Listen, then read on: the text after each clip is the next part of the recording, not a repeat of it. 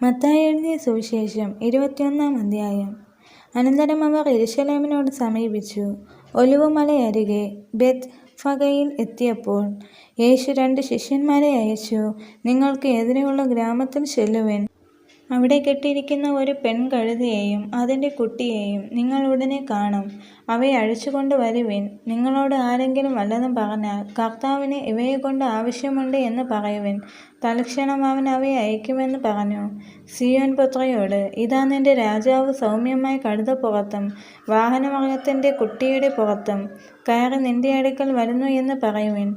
എന്നിങ്ങനെ പ്രവാചകൻ മുഖാന്തരം അരുളി ചെയ്തതിന് നിവർത്തി വരുവാൻ അത് സംഭവിച്ചു. ശിഷ്യന്മാർ പുറപ്പെട്ടു. യേശു കൽപ്പിച്ചതുപോലെ ചെയ്തു. കഴുതയെയും കുട്ടിയെയും കൊണ്ടുവന്നു. തങ്ങളുടെ വസ്ത്രം അവയുടെ മേലിട്ടു. അവൻ കയറിയിരുന്നു. പുരുഷാരം മിക്കതും തങ്ങളുടെ വസ്ത്രം വഴിയിൽ വിരിച്ചു.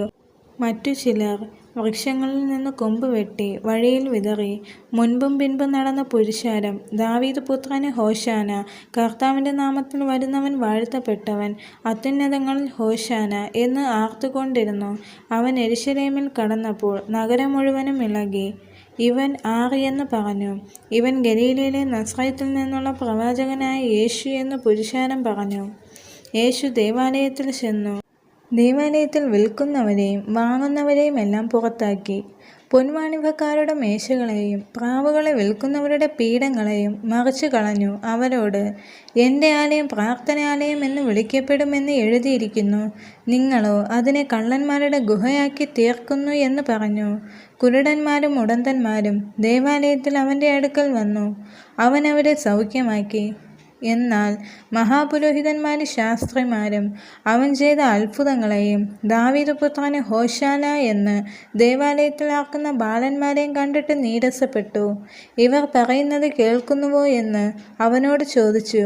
യേശു അവരോട്, ഉവ്വ്, ശിശുക്കളുടെയും മുല കുടിക്കുന്നവരുടെയും വായിൽ നിന്ന് നീ പുകഴ്ച ഒരുക്കിയിരിക്കുന്നു എന്നുള്ളത് നിങ്ങൾ ഒരിക്കലും വായിച്ചിട്ടില്ലയോ എന്ന് ചോദിച്ചു. പിന്നെ അവരെ വിട്ട് നഗരത്തിൽ നിന്ന് പുറപ്പെട്ട് ബെഥാനിയയിൽ ചെന്ന് അവിടെ രാത്രി പാർത്തു. രാവിലെ അവൻ നഗരത്തിലേക്ക് മടങ്ങിപ്പോകുന്ന സമയം വിശന്നിട്ട് വഴിയരികെ ഒരു അത്തിവൃക്ഷം കണ്ട് അടുക്കെ ചെന്നു. അതിലിലയല്ലാതെ ഒന്നും കാണായികയാൽ, ഇനി നിന്നിൽ ഒരു നാളും ഫലമുണ്ടാകാതെ പോകട്ടെ എന്ന് അതിനോട് പറഞ്ഞു. ക്ഷണത്തിൽ അത്തി ഉണങ്ങിപ്പോയി. ശിഷ്യന്മാർ അത് കണ്ടേറെ, അത്തി ഇത്ര ക്ഷണത്തിൽ ഉണങ്ങിപ്പോയത് എങ്ങനെയെന്ന് പറഞ്ഞ് ആശ്ചര്യപ്പെട്ടു.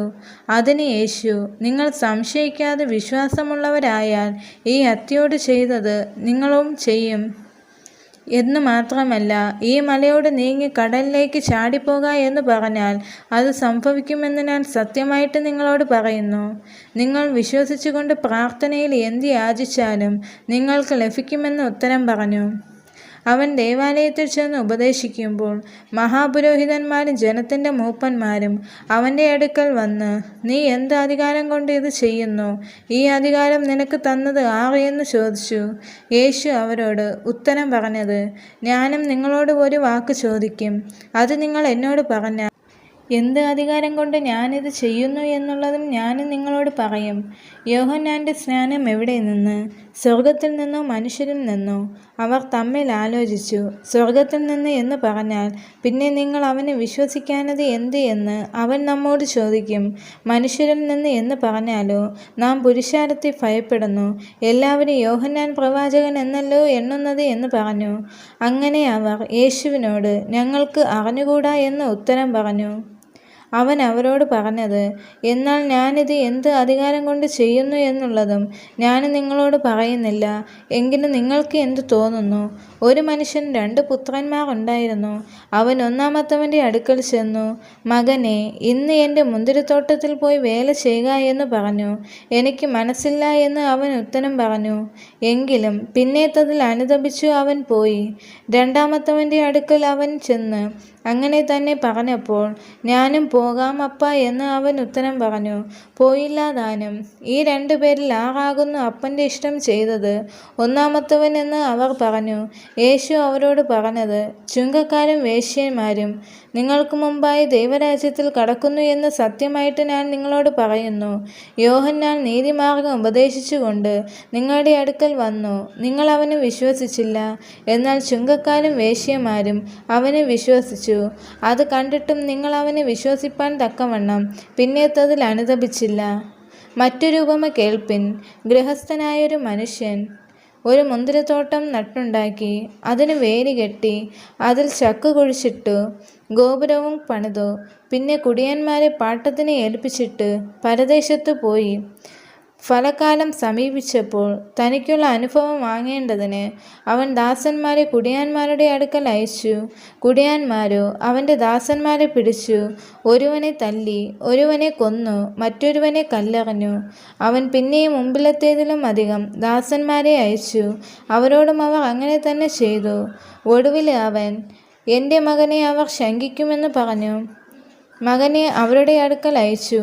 മകനെ കണ്ടിട്ട് കുടിയാന്മാർ, ഇവൻ അവകാശി, വരുവൻ നാം അവനെ കൊന്ന് അവൻ്റെ അവകാശം കൈവശമാക്കുക എന്ന് തമ്മിൽ പറഞ്ഞു.